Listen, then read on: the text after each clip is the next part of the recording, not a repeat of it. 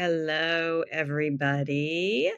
So nice to see everybody. I am Leslie Overton. I am the head of travel operations here at Fora. And today we have this amazing destination debrief where we are going to talk about northern Italy, the Italian lakes. Beautiful, beautiful part of the world, beautiful part of Italy.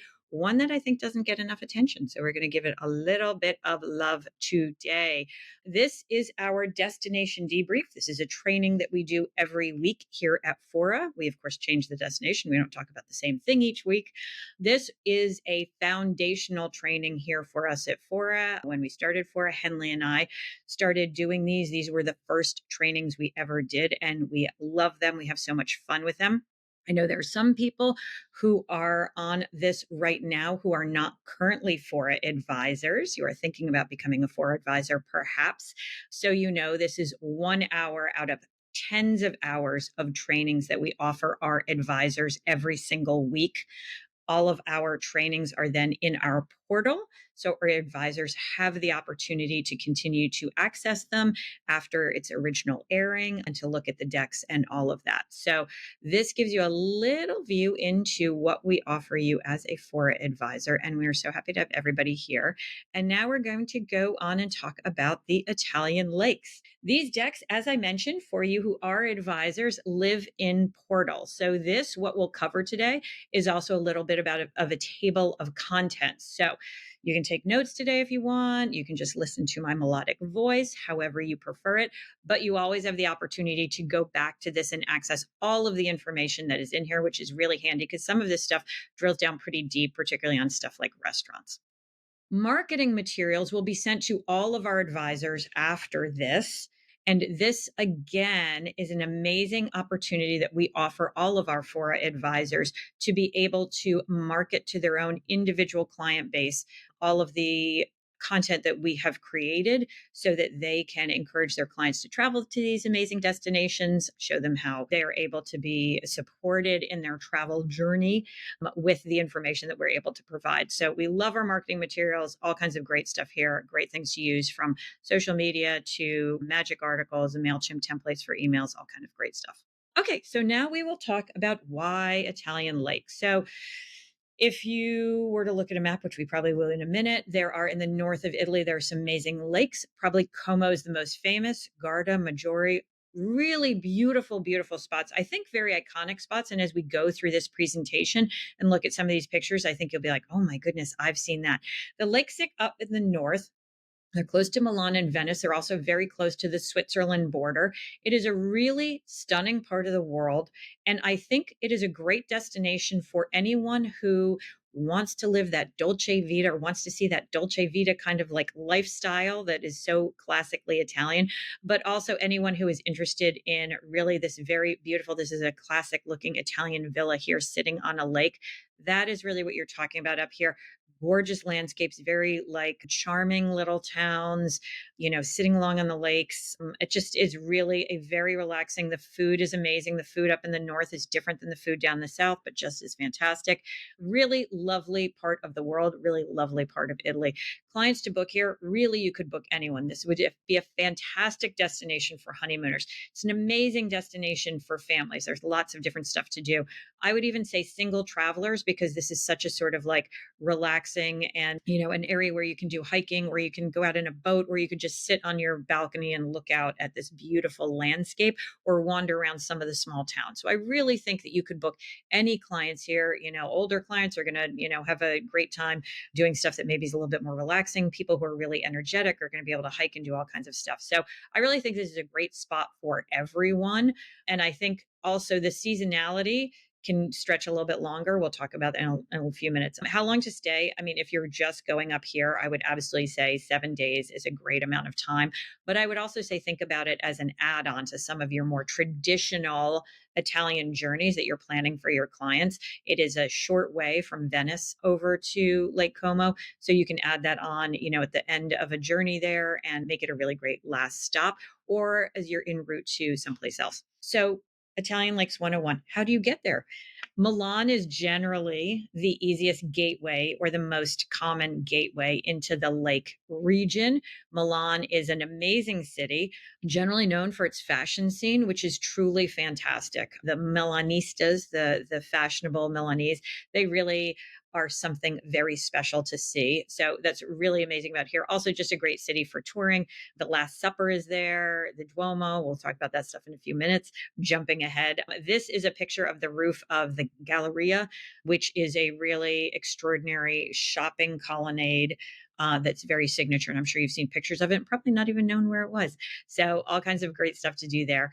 Going from there, you can go to Lake Garda. It's a couple of hours. Traffic up in this area is not as bad as maybe some other areas, but a lot of the roads are single lane roads in either direction. So if you have any kind of public works happening on the roads, you do need to be aware that that is going to hold you up and could take up a little bit more time in your driving. So you always want to be a little bit careful on timing there. But Lake Garda is a drive. You can go over it. Lake Garda is sort of the calmer, a little bit less sceney of the two lakes that we're going to talk about. Specifically, we're talking about Garda and Como.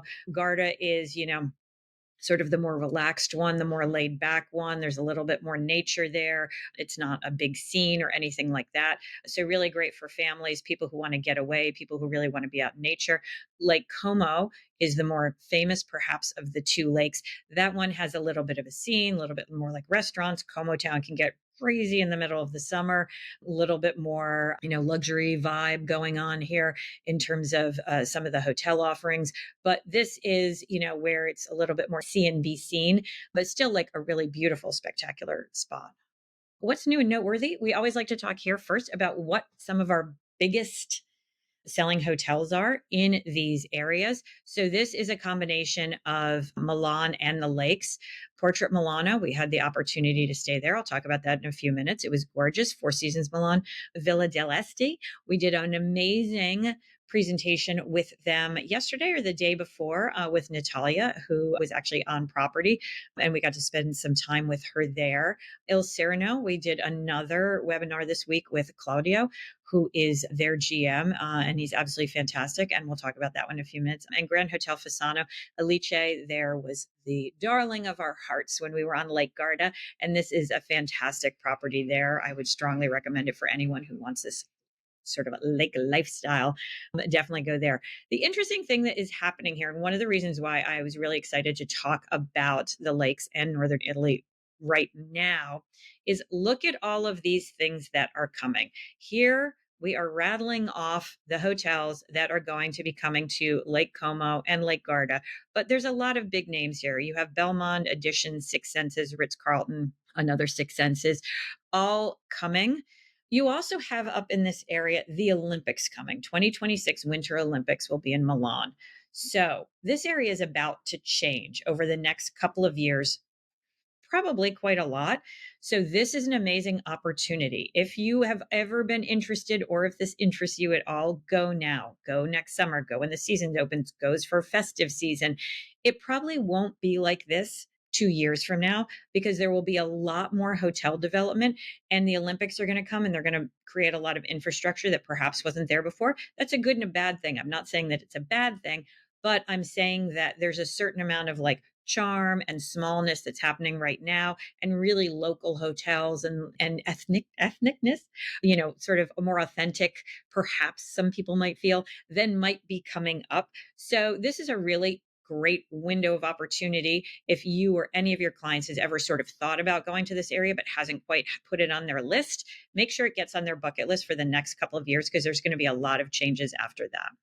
When to visit? So best time of year theoretically would be, in the summer, but that's also going to be the most crowded time. So that's the best time in terms of weather and all of that other kind of stuff.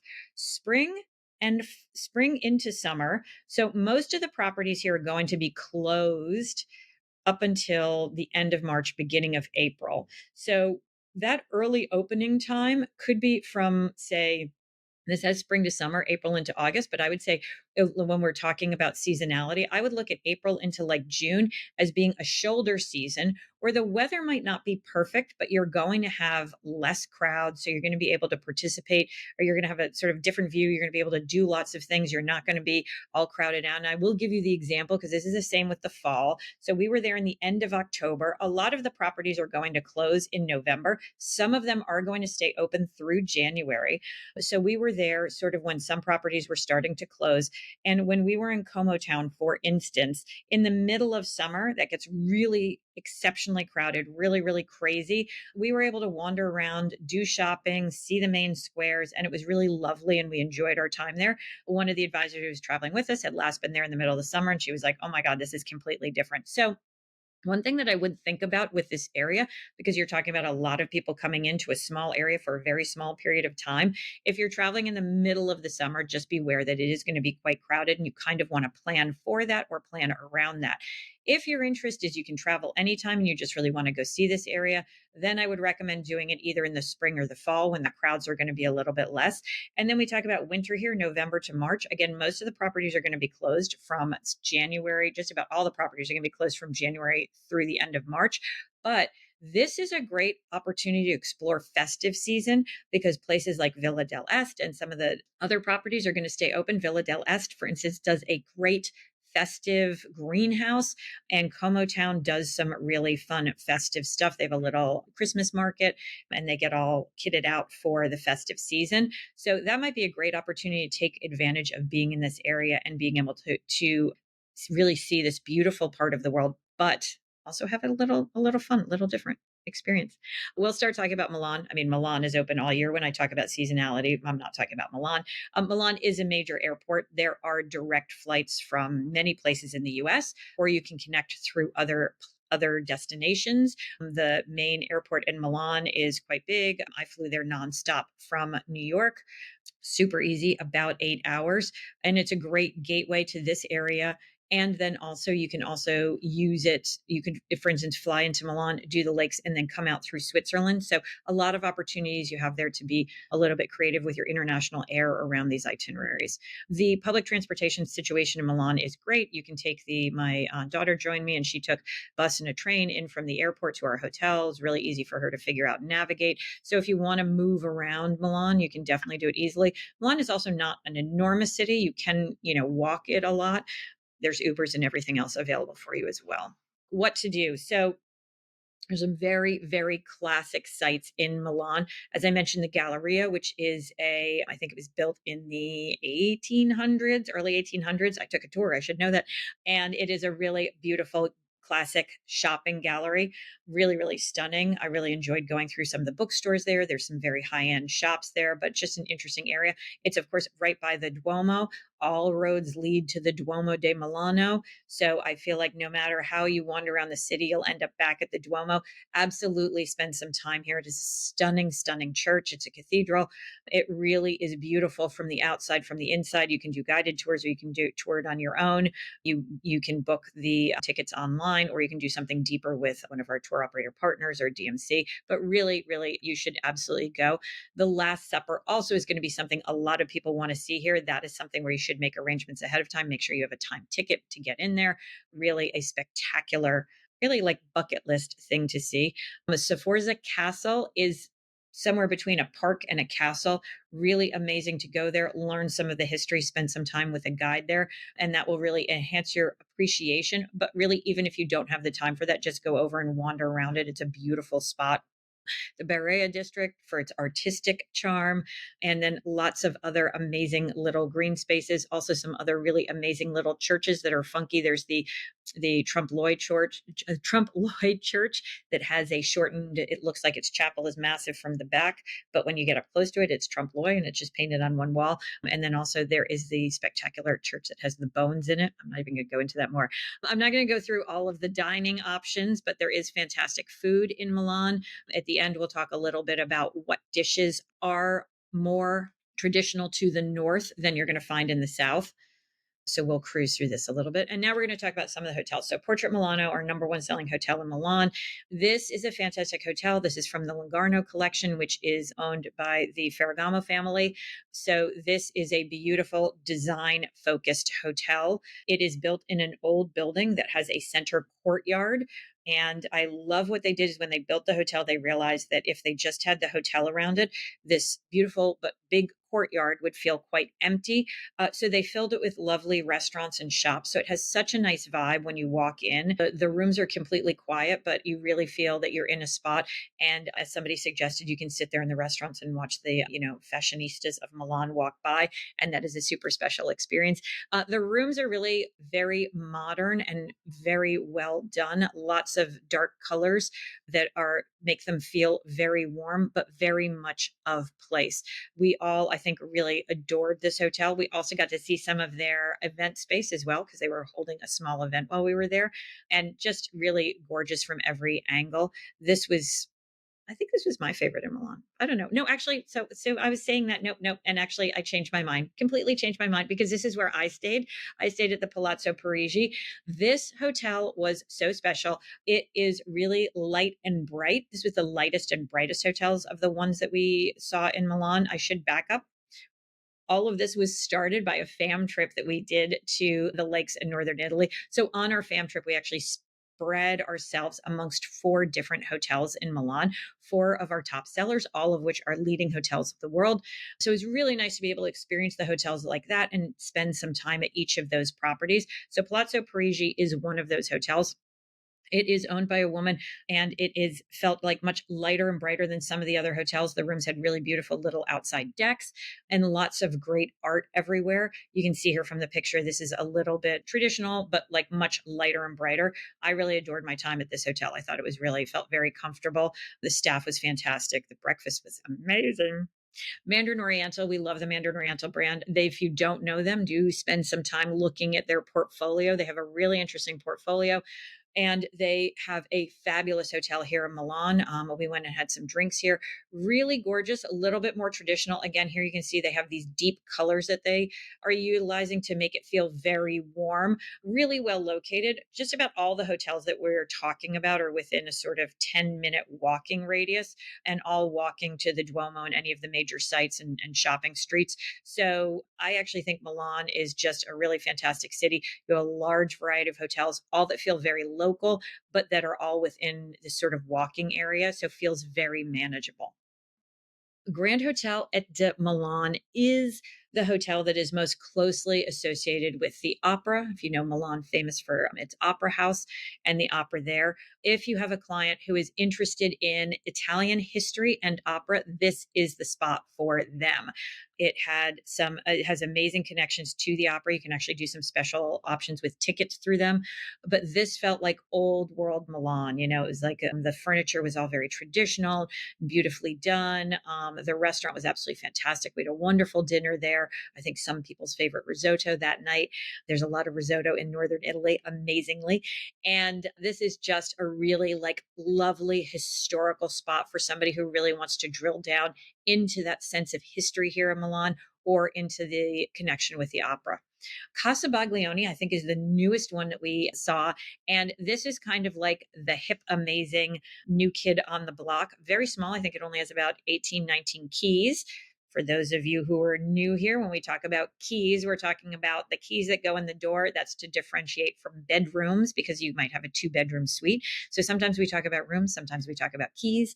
Anyway, this hotel has about 18 or 19 bedrooms or suites, I think. They're really beautifully done. You can see it's really this very nice contemporary style. Again, lots of warm accent colors. I really feel like that's a Milanese thing. And this is like contemporary Italian design. This is for your client who really wants that like chic contemporary Italian feel.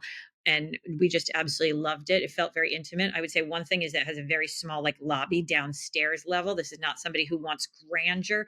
This is somebody who wants to feel like they're staying at their like wealthy friends, very chic Milan apartment. It has that kind of vibe to it. And we had a magnificent lunch here. Such good food. And then you get on the road and you drive a couple of hours, about an hour and a half, if you don't have any traffic, to Lake Garda. Lake Garda is here. You can see it looks like a long, narrow thing, which will is different than Como, which looks like an upside down Y. Just noting here for airports, generally you would come into Milan and do around, but you can also fly into Venice. So we have Venice. Here's the airport. It is a couple of hours from Venice. Como's a little bit closer to Venice from memory, although I could have them reversed. Sometimes I do. So that is a great option too. If you wanted to do an add on at the end of a more traditional trip, that hits, for instance, Rome, Florence, Venice, something like that. You could put this in as a last stop, and I would do this as the sort of like rest and relaxation stop. You can take the train to Garda as well. There are great train lines throughout Italy. It's easy to get around on train, or you can drive Milan, Venice, like Como, all those other places. You can take boats on Garda to get around to other areas. We did that. We were staying at Gran Fasano, and we took a boat and we went to another little town and had lunch over there. You can hire cars and go to little towns close by as well. You can do private boat tours here, hiking, all other kinds of stuff.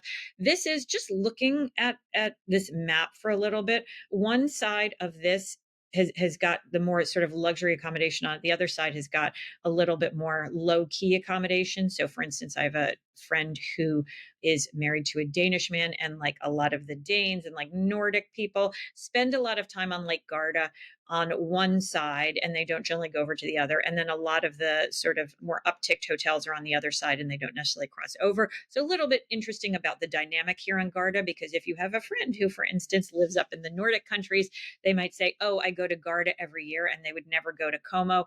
But I think that they actually complement each other quite well. They have a very different vibe, Garda and Como, and I wouldn't go to one with the exclusion of the other. It was really nice to experience both and see what the vibe was differently on each. What to do here? There are, I think my thing about Lake Garda is that you can engage in as much or as little as you want. If you just sat on the lake and stared out at it, honestly, you would really have a fantastic time. But if you want to go out and you want to hike, you want to do a Vespa ride, you want to do an e-bike tour, this is like a great place to do it. It's going to be a little bit less crowded. We did the Vittoriale down here at the bottom, which is the house of this famous poet. It was a little crazy, a little funky, a little fun, but you can certainly do much more traditional stuff, like go to see some of the artisans in some of the local towns, go to see the medieval castle that is nearby. So there's touring that you can do here. But again, if you wanted to just get on a boat, cruise around the lake, just have a beautiful time staring at the water, hiking in the mountains that are all around it, this is the place to do it and really have a fantastic time. Again, I won't go through the dining, but lots of fantastic dining, more in this northern tradition that's going to be a little bit more about the risottos, the veal, the Milanese cutlets, all of that stuff. And now talk about Grand Hotel Fasano. This is a very iconic spot here on the lake. We stayed here. I absolutely loved it. They have a fantastic spa. So when we're talking about all of the things that you can or cannot do on Lake Garda, depending on how engaged you want to be, one of the amazing things to do is to engage in a gorgeous spa, for instance, like here. And we're about to, I think, talk about Le Fay. They both have fantastic, fantastic spas. So this is someplace to go, relax, really treat yourself very well, which is why I love it at the end of maybe more active Italy trip, connecting through. This is a really beautiful hotel, very traditional. The rooms felt very traditional. They had little decks where you could look out over the lake. I just love sitting one morning and working on my computer on my deck overlooking the lake. They have a fantastic, fantastic bar and a fantastic bartender. One of the bars is actually named after the bartender. So that's to really show you what a feeling of not just place, but also really warm feeling. The staff all feels very warm. Everyone feels like they're really happy to be there. It just felt like such a warm, wonderful place to be. And for me, that's always really important when you're talking about a hotel like this, where you might go and actually spend more time in the hotel than you might if you were in the middle of Rome or in the middle of Milan, where you're just using it as a stopping point. This just felt really, really lovely. Fantastic dining here. Again, great bar scene. There's a couple of really good restaurants, including a Michelin starred restaurant that we ate at and we absolutely adored. and the rooms themselves were so comfortable. They do have more traditional rooms and then more contemporary rooms. So if you have a feeling that your client is more partial to one or the other, I would talk to the hotel directly and see if you can make sure that you can get the client in the right type of room. I was in the older wing and I was in a traditional room, which I actually thought was really fantastic for me. I really loved it. Some of our advisors were in the more contemporary rooms, and I think those were great fits for them. Really about what your own personal style is. But I absolutely adored my time at this hotel. Now we're going to talk about LaFay, which is another. If you don't know LaFay, do check it out. LaFay right now has two hotels. They have the one on Garda, and then they have one in the Dolomites as well. It is an Italian family. They're expanding over the next few years. Le Fay is contemporary, very spa oriented, and it's located farther up in the mountains around the lake. So it does have spectacular lake views. So in Grand Fasano, you're down on, lake level. You go right out and you get on your boat. In Le Fay, you are up in the mountains around the lake. So you're looking down at the lake. So you really have these stunning, spectacular landscape views everywhere. Really, really beautiful. Just slightly different dynamic, because if you put somebody at LaFay who thinks they're going to be walking out the front door and getting into the lake, that's probably not going to happen. But it's very easy to get down to the lake and you can have all of your lake experiences. LaFay is very much a spa property. They have a gorgeous, massive spa. I think that this is a great stop again at the end for somebody who really wants to just have a relaxing spa time. They have a really beautiful, there's sort of like an old villa next door, which is a great restaurant and a lot of locals go to. So you can get offsite or you can stay on there. And this is just a little bit of a different experience on Garda, but really, really amazing for wellness, beautiful scenic location, and just for great relaxation at the end and a little bit of a different view. Also want to mention Lido Palace, which is another leading hotel of the world that we did not actually get a chance to stay at, but one of our advisors in Fora HQ has actually stayed at, and she loved her time here. And this is just a little bit different. You can see this is a little bit darker, moody, very modern, not as traditional. LaFay is modern as well, but really striking views also. So this is just another great option here. Okay, so Lake Como. So between Garda and Como, it's about an hour and a half or so, we're going to say. Could be a little bit longer on some of those on some of those small roads. Could be shorter if there's no traffic. So for Como, again, Milan Airport, we're back there. Look at how Como is shaped like a Y. So this is sort of important just because you can talk about the different areas that you go to along Lake Como. Probably you have heard of the town of Bellagio, maybe because of the Bellagio Hotel in Las Vegas, maybe because you've heard of the town of Bellagio on Lake Como. It's famous. There's also Como Town. These are bigger towns. On Garda, the towns are much smaller. Como and Bellagio are, I'm not going to say they're cities, but they're bigger towns.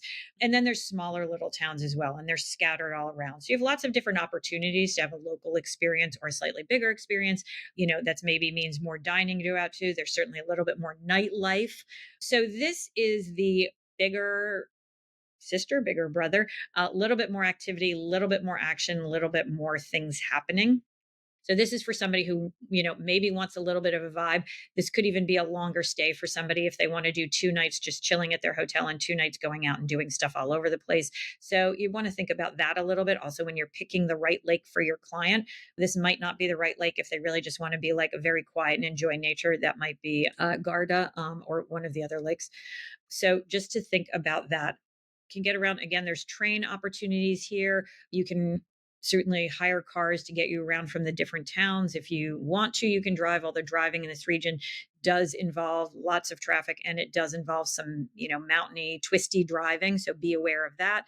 Boating, you can get around, you can do private boat rentals. There aren't really water taxis so much, but you can do private boat rentals, which sound expensive here. We're saying like could be 400 to 800 euro. But if you have a group of people together who, for instance, we'll talk about an amazing hotel in a minute, but you want to go over to Bellagio to go out to dinner. If you had, 10 people all together, it's only 40 euro each. So sometimes you can manage it a little bit. Okay, what to do? This is the lake that you want to go to if you have anybody who wants high-end dining, wants any kind of nightlife, that sort of scene. This is like the C and B scene area a little bit more. You're very close to the Swiss border here, only about 20 minutes away. So you can even do a day trip up into Switzerland if you wanted to, or This could be the end of a Swiss trip, or it could be the beginning of a Swiss trip, or you could end in Switzerland. So interesting to connect it there. I mentioned parts of Como and Bellagio are going to have like Christmas markets. So if you're thinking off season, you really want to see this part of the world. I'll point out we were there in the end of October, beginning of November, and it was quite hot. We were out on boats every day. It did rain a couple of days while we were there, but that's unusual. And the weather was nice enough for us to be out on boats in sweaters. It was great. Como particularly is known for its silk. Some of the most famous silk, like the silk for the Hermes scarves, comes from here.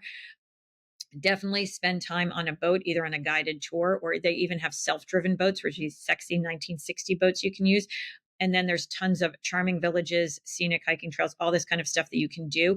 This is a beautiful waterfall. These exist all around Como, and just show you how gorgeous the landscape is here. Dining in Lake Como, I will let you see what all of the lovely things are here to see. And now we're going to talk about Villa del Este. This is Este. This is, if not the most classic property here. This is the traditional old Grand Dame property. It has been here for a very long time. It has a very storied history. Many people have stayed here. It is a bigger hotel. This is probably the biggest hotel that you're going to find on Como, particularly in the luxury sector. So a lot of people use it for bigger buyouts. So larger weddings. Dior took it over for Milan Fashion Week last year, I think. So this is, I think it has more than 100 rooms, 140, I want to say. It has two different buildings just to be aware of, both beautiful. One is the old traditional building. The other one is a little bit more contemporary, which is to say, not 200 years old, but, only 100 years old, something.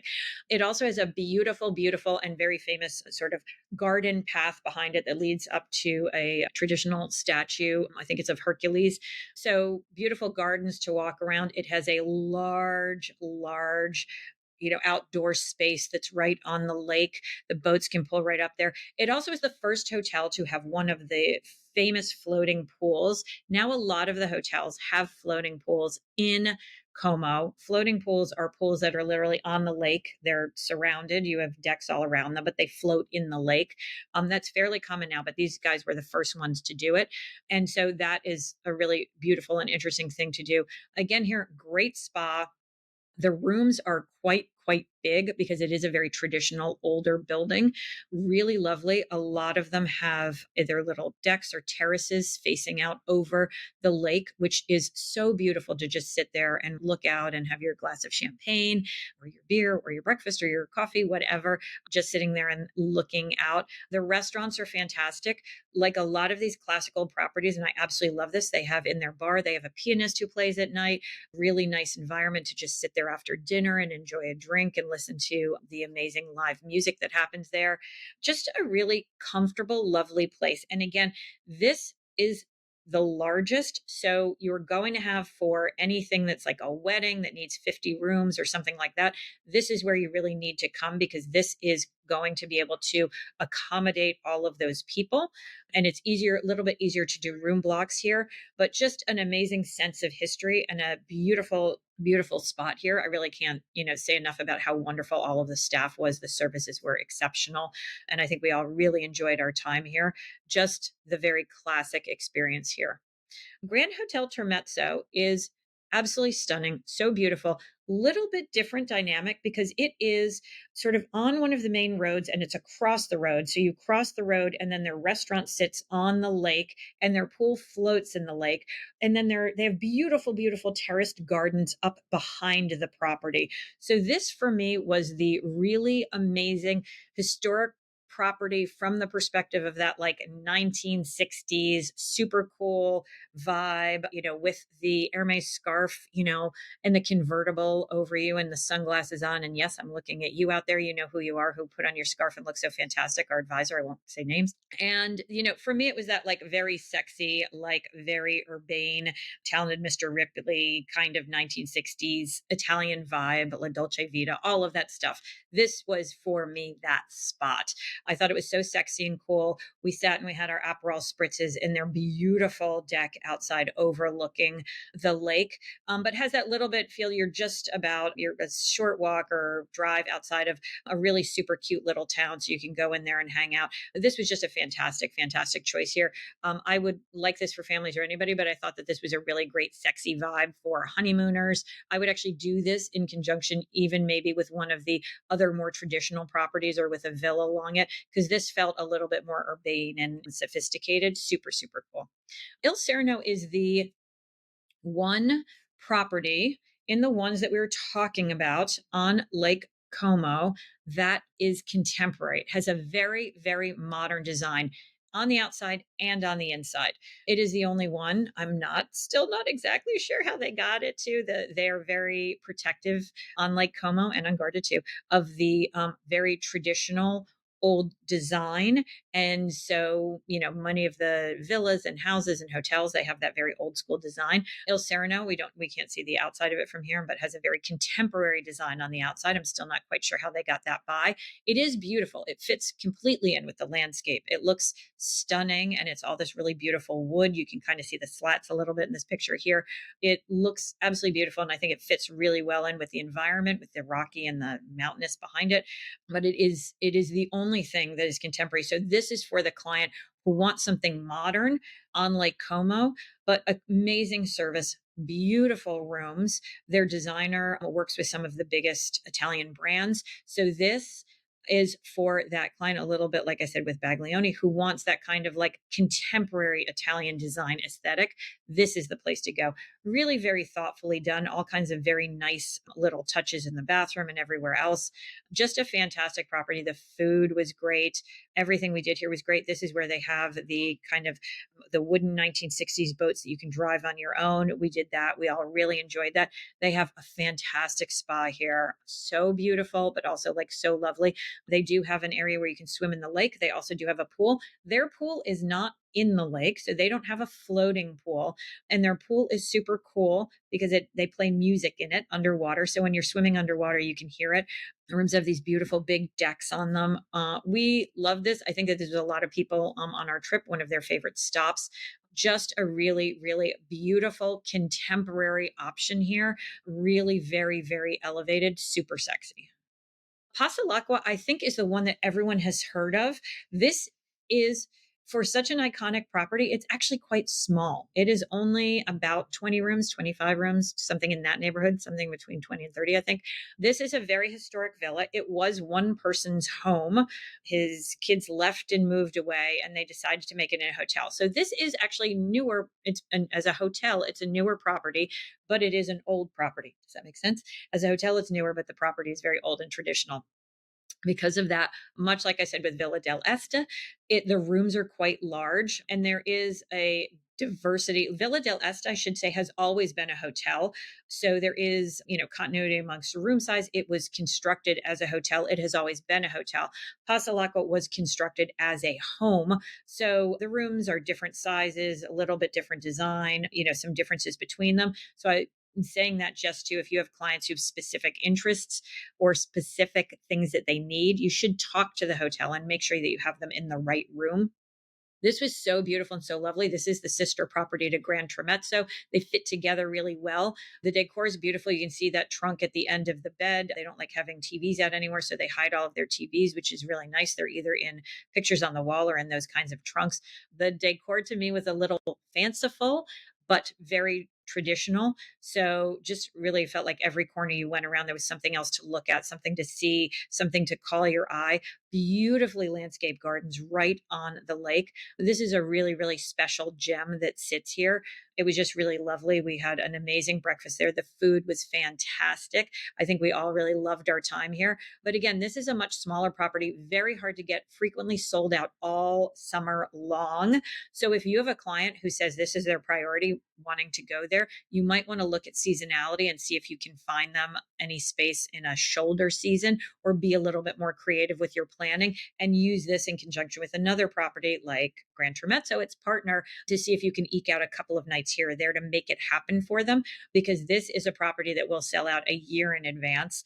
And they do have very little inventory. They also do not love to do buyouts. So it is a little bit harder to use for weddings and things like that. So you just have to be a little bit more thoughtful with your planning if this is your client's priority.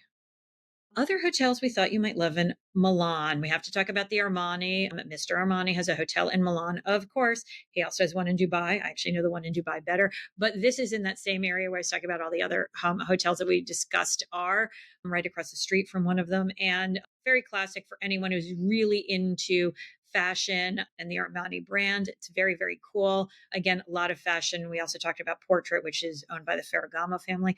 Casa Cipriani Milano. Casa Chip is also here in New York, and it is there. Those are currently the two Casa Cipriani hotels. They are both clubs along with hotels. They're both very, very exclusive. You get the rights of the club if you are a guest staying there. Casa Cipriani Milan does feel like you're staying in a very sophisticated Milanese apartment. It was really, really beautiful. I think we loved the building. We loved everything there. Really beautiful bar. We had a great drink there. Super special experience for that client who wants something that's very exclusive and luxurious. Four Seasons Milan is just a great fit for lots of people. Rosa Grand Hotel Milano is a star hotel, so this is a little bit more of affordable option. And the Park Hyatt Milano, I feel like sometimes in the US, people don't know the Park Hyatt brand as well. Internationally, particularly in parts of Europe and in Asia, the Park Hyatt brand is fantastic. It actually, Park Hyatt's their directive was to be more local, so to feel local and a little bit more intimate. So while the brand name might have Hyatt in it, usually the Park Hyatts very much have a feeling of place and they're a little bit more intimate. Certainly the one in Vienna is gorgeous. Some of the ones in Asia are some of my favorite hotels in certain cities there. So do always check out this brand. It is fantastic.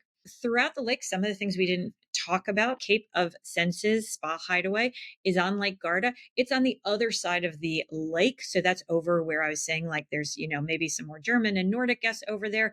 It's a wellness spa. It recently opened. It's an SLH property, so something different to look at. Villa Facinelli is beautiful. And then Villa Piliani on Lake Como is a 10-bedroom single-use villa. So really interesting to think throughout this area. There are also villa options that might interest your clients. Quickly sample itinerary. What you might do in these areas for a sample itinerary. You would start in Milan. This is pretty much what we did, and you can expand it or contract it as your clients might need, whether they're just focusing on this area or adding this onto something else. But I would start in Milan. I would definitely relax, hang out in Milan the day you arrive, wander around, all of that great stuff. And then you can start exploring the city, all of the sites that we talked about before, the castle, the Duomo, going to see Santa Marina Church, which is where there was a miracle and a painting got stabbed and it bled. And so they created a chapel and yada, yada, yada. It's very cool. The Last Supper, all of these kinds of things, really amazing to just wander through and spend time with all of this. Then you can go out to Lake Garda. A minimum, really, I think, of 2 nights here. And I really think that's too little because it doesn't really allow you any time to relax. So I would say at either of the lakes, I would do a minimum of 3 nights just so you can really have time to let your heartbeat go down, to relax a little bit and enjoy. For me, part of the joy in being in this area is just relaxing and staring out at these beautiful, beautiful vistas. But certainly you can go around and do any touring and then go over to Lake Como. And again, you could do it in 2 days. I would do it in 3, but this is a great sample itinerary that would show you that and show you some of the different opportunities you have to spend more or less time on each of these lakes. Signature dishes, I said we'd talk about this, so I'm going to talk about this quickly. There is a lot of risotto in this entire area. I love risotto, so it makes me super excited. Saffron infused risotto, which was absolutely delicious. I feel like we kind of became experts in our saffron infused risotto. We also had a super delicious, very cheesy risotto, very at the end. I'm looking at you, Il Serrano. That was just amazing. Breaded veal cutlets. There's a lot of veal in this area. Just know that. Sweetbreads. So you can see here a lot of the dishes are maybe a little bit more traditional than you would think about. I also mentioned the veal served in a creamy, tangy tuna sauce. only because we were served this on our first night and we were like, this is the strangest thing I've ever heard of. And then we were served it on subsequent nights. I'm actually a vegetarian, but the ones of us who were eating meat, I think they actually came to be a little bit fond of it, even though it sounds a little bit strange. And I did feel like it was so traditional and we were served it so many times we had to bring it up because it is a thing. It happens. Lake Como and Garda, the food is, a little bit similar, but of course, a little bit more fish based than some of the stuff you're going to find up in Milan. Dress code for this part of the world, I mean, you can be casual, but the hotels and the restaurants that are Michelin starred or whatever, I would say, there shouldn't be any sneakers, shouldn't be any jeans. They do take their personal dressing to a much higher level. So if you want to feel like you fit in, you might want to take yours up to a higher level. I can't attain that level. I wish I could, but you might want to go a little bit more upticked in some of these areas. And of course, whenever you're visiting any churches or cultural sites, you want to make sure that you're being respectful of local customs. And, putting on that Hermes scarf just makes you look like you belong. Local health and safety is all great. Currency is the euro, as with everywhere else. All of these are just great general tips. The language is Italian. We had 2 Italian speakers on our trip, and that was so lovely. Aperitivo, everyone should do aperitivo all the time. I love a good aperitivo. Many opportunities here to do them. Very traditional. An aperitivo is a pre-drink cocktail. One of the things that I love about being in Italy in general, and then of course on this trip specifically, is that they always give you some little snacky bit with any drink that you order, which I think is really just nice and lovely to sit there and then relax and watch the world go by. Coffee, coffee, coffee. You can get amazing coffee all throughout the day, anytime you want it, in any of its various forms, and it's going to be fantastic.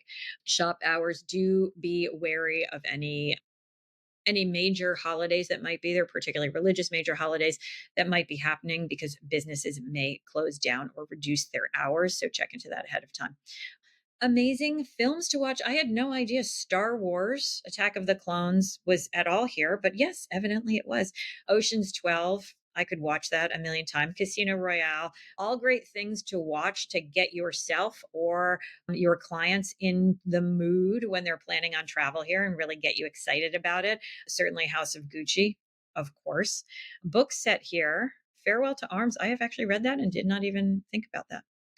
These are things to look out for. So these are going to be periods where things are going to be busier because there's going to be these events going on, particularly Milan Fashion Week.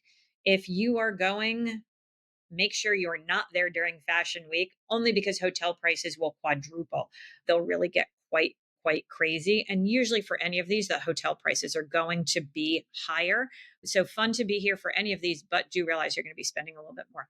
Now we're going to talk very, very quick though about the Winter Olympics. It is coming. Think about it in a couple of different ways. Number one, you might want to talk to clients who have this on their bucket list to get them in before the Olympics, because before the Olympics, things will change. After the Olympics, there'll be a lot of building towards the Olympics. So this might be an opportunity next summer to be able to go to this area and really enjoy it before it changes. Not that it's going to change for the worse, but it just will change. So great time to talk to your clients about that, or great time to talk to your clients about going for the Winter Olympics if they have any interest in that. Now, 2026, it will be in February of 2026. We don't know exactly at this moment how things may change. So, in my mind, it could be that some of the hotels that traditionally are closed from January through March, or from November through March around Como and Garda and other areas that are close enough to drive into Milan, might be open. So, for instance, Villa Pilanani, I'm sure I'm saying that wrong, which I quickly just mentioned on Lake Como, that is a 10-bedroom villa. That would be amazing to use as a takeover, for a multi-gen family, have them stay there and then go in and like do their Winter Olympics activities and then come back out. I think that would be super fun. I think there's some creative things you could do around the Winter Olympics in these areas that would be a little bit different than just staying at a hotel in Milan. Not that there's anything wrong with just staying at a hotel in Milan. If you've never sold Winter Olympics before, there are a few different ways to do it.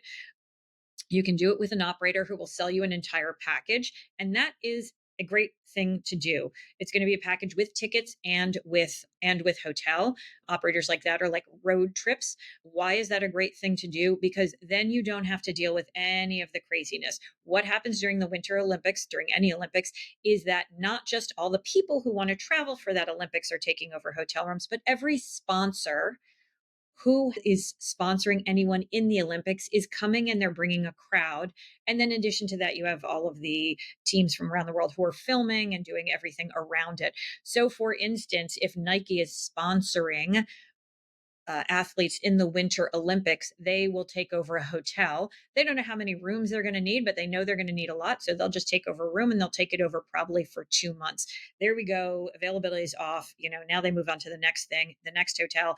Their prices are going to be higher. So prices are really high. It can be very difficult. You can spend a lot of time looking for availability, offering it to clients, and then having it be gone. So the package operators for Olympics are actually a very easy way to go to make sure that you have everything taken care of, and you're not doing some of that heavy lifting. Another thing is to use ticketing companies like On Location. He can do the ticketing and then you can find the hotels. I would say the one thing with any Olympics, when you deal with it, you need clients to be serious and they need to be able to jump on whatever they can find when you can find it. This is not a situation where when the rooms are released, you can be like, oh, I found these 10 options. And then they think about it for 2 weeks and they come back and they say, well, my friend told me about this one. Then you look after that. And then you say, oh, that one's not available. And you go back and forth. And then after a month of talking, they come up with what they want because it will be gone by then. So you need to make sure your clients are serious about this and that you have a serious budget from them. So I know we always struggle with this with our clients, asking them what their budget is. And they say, oh, I don't know. It's very different when a client says, oh, I don't have a budget. And then you find out they're not having a budget was $2,000 and the cheapest you can find anything is $12,000. So you need to just have that number in their head, what they're thinking of, because generally any Olympics experience is not going to be inexpensive. It's pretty difficult to navigate these on the cheap. So keep that in mind. Keep that in mind for your planning. Keep that in mind for your clients who might be interested. Could also be a really cool time to like check that bucket list item off, going to an Olympics. I would love to see it here. This is actually one that I would choose to go to. Paris was underattended, so it could be that this one is as well, or it could be that this one is overattended because a lot of people didn't go to Paris or are excited to go to this. We don't know. But do keep this on your radar. Start thinking about how you can sell to it, clients you might have, and start that conversation sooner rather than later, because jumping on this early is great. And then if they want to do Olympics, then you can offer and say, hey, there's all these other things they could do. Great trips to add on. Where can you go if you are in this area and then you want to expand from that? We talked about Switzerland, Lugano, Switzerland, only about an hour by train from Como. You actually cross over the Swiss border in about 20 minutes. Lake Maggiore. This is one of the lakes in that there's Como, Maggiore, and Garda. Maggiore is the sort of more natural one. This is for the client who really doesn't care at all about the sort of, fancy going out to dinner or the scene or anything. And they really just want to be in nature and really like merge themselves in that beautiful, beautiful landscape. Verona. Who knew Verona was so close? It is so close. I feel like Verona is getting more and more popular all the time. It's not just famous for Shakespeare anymore. It really is a lovely little town. Bologna, again, another amazing town for food farther down the south. So it's different food than we're seeing up north. The Dolomites. The Dolomites are so hot. I would combine the Dolomites with Como or Garda. I think that is great for that client who wants outdoors. They want to really be active. They're physically fit and they want to keep going with it. Dolomites, hiking in the summer, skiing in the winter, and then combining that, as long as it's not from the January through March part, with the lakes, I think would be a fantastic trip. Venice. Venice is so close. I think driving is even shorter than that train time. I think driving is more like an hour and a half not from Milan, from Lake Como. So really Venice is very, very close. And if you have a client who wants to do this part of the world, but then maybe wants to dabble in the more traditional Italian experience, this would be a great option. If your clients want to go here, but they can't, or they've been here before and they loved it, where else could they go? Certainly Switzerland, Lake Lucerne, the French Riviera. Again, that La Dolce Vita, although say it in French, kind of atmosphere, the relaxation, all of that beautiful, beautiful stuff. Austria, of course, Bavarian Alps, going to give you that same mountainy style with the beautiful lakes. And then the Douro Valley in Portugal, beautiful river going through it and beautiful mountains along the edge of it. So thank you, everybody. Thank you, thank you, thank you for being here with me today and sharing my passion for Northern Italy and the lakes. We had such a fantastic time there on our FAM, which is a familiarization trip. If you are not a Fora advisor and did not know what that is, which means we really got to know the area and explore a lot of different parts of it. And so thank you for letting me share that with you today. Thanks, everybody. Have a great day.